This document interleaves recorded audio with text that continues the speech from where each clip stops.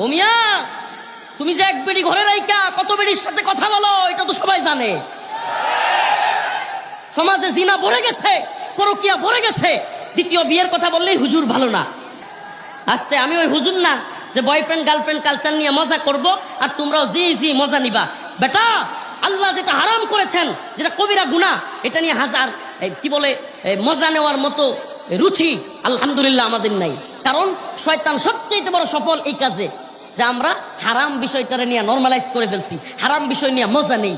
নাউজুবিল্লাহ, এটা তো হারাম। কিছু আলেম নামদারি লোক আছে, আল্লাহ এদেরকে ক্ষমা করুক, হেদায়েত দান করুক।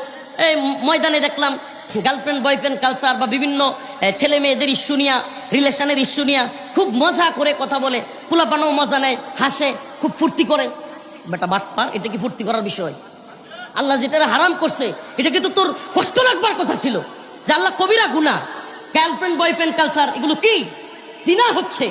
ওই গার্লফ্রেন্ড বয়ফ্রেন্ড কালচারের কারণে চিপাই চাপাই, পার্কের চিপাই চাপাই গিয়া মেলামেশা করে ওই মেয়েটার গর্ভে বাচ্চা দিয়ে আসতেছে, ওই বাচ্চাটা মেন হলে ডাকনার মধ্যে ময়লার স্তূপের মধ্যে ফেলে আসতেছে। এটা নিয়ে আপনি হাসাহাসি করতেছেন? নাউজুবিল্লাহ, এটা কি হাসাহাসির বিষয়? আল্লাহ তাআলা আমাদের বুঝার তৌফিক দান করুন। শয়তানের সবচেয়ে বড় সফলতা কোনটা? যে আমরা হারাম বিষয়গুলোকে নর্মালাইজড করে ফেলছি। হারাম বিষয় নিয়ে যখন আমরা হাসি, মজা নেই। কি এক সমাজ চালু হয়েছে, আস্তাগফিরুল্লাহ। গার্লফ্রেন্ড আছে, বুক ফুলায় বলে, বন্ধুদের মধ্যে গিয়ে গর্ব করে, এই গার্লফ্রেন্ড ফোন দিচ্ছে, সর। আরে বাবা, মানে এই ধরনের একটা কালচার তৈরি হয়ে গেছে, আস্তাগফিরুল্লাহ। অথচ বিয়ের ক্ষেত্রে বাপ মার কাছে যাইতে ভয় পায়। হাট বেটা, বিয়ের ক্ষেত্রে বুক ফুলায় যাওয়ার কথা ছিল, এটা হালাল, এটা বৈধ, আমি বিয়ে করবো। আল্লাহ বলছে ফানকিহু মা তাবা লাকুম মিনান নিসা মাসনা ওয়া থুলাথা ওয়া রুবা। আল্লাহ বলছেন 2টা 3টা 4টা। আল্লাহ শুরুই করছে 2টা থেকে। মানে আয়াত আল্লাহ শুরু করছে কয়টা থেকে? মানে উল্টায় ফেলছে আয়াতের বিষয়টাকে। আল্লাহ মাফ করুক, অনেকে উল্টায় ফেলছে। আল্লাহ তাআলা শুরুই করছে ফানকিহু মা তাবা লাকুম মিনান নিসা, তোমরা বিবাহ করো, ফানকিহু তোমরা বিয়ে করো। আল্লাহ বলতেছেন মা তাবা লাকুম মিনান নিসা, মহিলাদের মধ্য থেকে যাকে পছন্দ হয়। মাসনা শুরু করছে কয় থেকে? এখন জেনারেলরা অনেকে অবাক, কিরে কয় কি হুজুর? হ্যাঁ, আল্লাহ পাক শুরু করছে কয় থেকে?